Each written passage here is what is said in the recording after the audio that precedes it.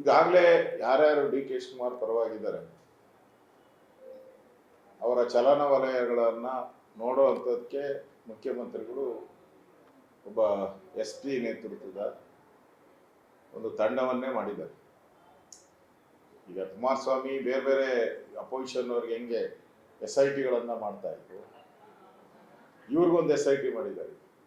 ಕಾಣದ SIT, ಇವೆಲ್ಲ ಕಾಣುವ SIT, ಆದೇಶ ಮಾಡಿ SIT ಮಾಡಿದ್ದಾರೆ. ಇದು ಆದೇಶ ಇಲ್ಲದೆ ಮಾಡ್ತಾ ಇದ್ದಾರೆ. ಯಾರ್ಯಾರು ಹೋಗ್ತಾರೆ, ಎಲ್ಲೆಲ್ಲಿ ಸೇರ್ತಾರೆ, ಇವು ಫೋನ್ಗಳಲ್ಲಿ ಏನೇನು ಮಾತಾಡ್ತಾರೆ, ಫೋನ್ ಟ್ಯಾಪಿಂಗ್ ಅಂತಾನೆ ಹೇಳ್ಬೋದು, ಮಾಡ್ತಾ ಇದ್ದಾರೆ. ಮತ್ತೆ ಅವ್ರ ಕ್ಷೇತ್ರದ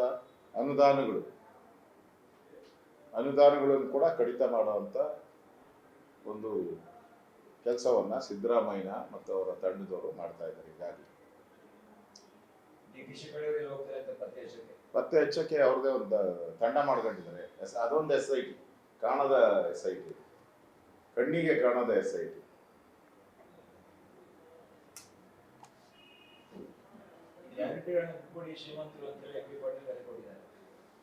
ಅಂದ್ರೆ ಇವ್ರಿಗೆ ಜ್ಞಾನ ಇರಲಿಲ್ಲ. DK ಸುರೇಶ್ ಹೇಳಿದಾರೆ, ಈ ಗ್ಯಾರಂಟಿಗಳ ಭಾರ ಅಂತ ಈಗ ಹೇಳ್ತಾ ಇದ್ದಾರೆ. ಇದನ್ನು ಮಾಡಕ್ಕೆ ಮುಂಚೆ ಯೋಚನೆ ಮಾಡಬೇಕು ಅಂತ ಕಾಂಗ್ರೆಸ್ಸಿನ ನಾಯಕರೇ ಹೇಳ್ತಾ ಇದ್ದಾರೆ.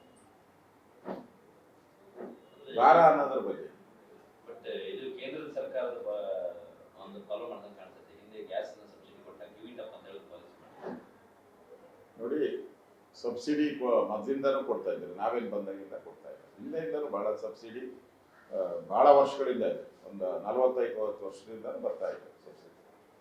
ಅದರಲ್ಲಿ ಹೇಳಿದ್ರು, ನರೇಂದ್ರ ಮೋದಿ ಕರೆ ಕೊಟ್ಟರು, ಯಾರು ಹೇಳಿದ್ದಾರೆ ಮಾಡಿ ಅಂತ ಹೇಳಿದ್ದಾರೆ. ಅದು ನಾವು ಮಾಡಿದ ಯೋಜನೆ ಅಲ್ಲ, BJP ಮಾಡಿದಂತ ಸಬ್ಸಿಡಿ ಯೋಜನೆ ಅಲ್ಲ, ಹಿಂದೆ ಇತ್ತು, ಹಿಂದೆ ಕಾಂಗ್ರೆಸ್ ಅವರೇ ಮಾಡಿದ್ರು. ಈಗ ಇವರೇ ಮಾಡಿದ ಯೋಜನೆ ಅವಾಗ ಹೇಳ್ಬೋದಾಯ್ತಲ್ಲ. ಯೋಜನೆ ಮಾಡೋವಾಗೆ ಯಾರ್ಯಾರು ಧನಿಕರಿದ್ದಾರೆ ನೀವು ತಗೊಂಬೇಡಿ ಅಂತ ಅವಾಗೇ ಘೋಷಣೆ ಮಾಡ್ಬಿಡ್ಬೋದಾಯ್ತು. ಚುನಾವಣೆಗೆ ಯಾವಾಗ ಅನೌನ್ಸ್ ಮಾಡಿದ್ರು ಅವಾಗೇನು ಹೇಳಿಲ್ಲ, ಕಾಕಾ ಪಾಟೀಲ್ ನಿನಗೂ ಫ್ರೀ, ಮಾದೇವಪ್ಪ ನಿನಗೂ ಫ್ರೀ ಅಂತ ಹೇಳಿದ್ರಲ್ಲ. ಅಂದ್ರೆ ಉಳ್ಳವರು ತಾನೆ, ಮಾದೇವಪ್ಪನೂ ಉಳ್ಳವರು, ಕಾಕಾ ಪಾಟೀಲು ಉಳ್ಳವರು.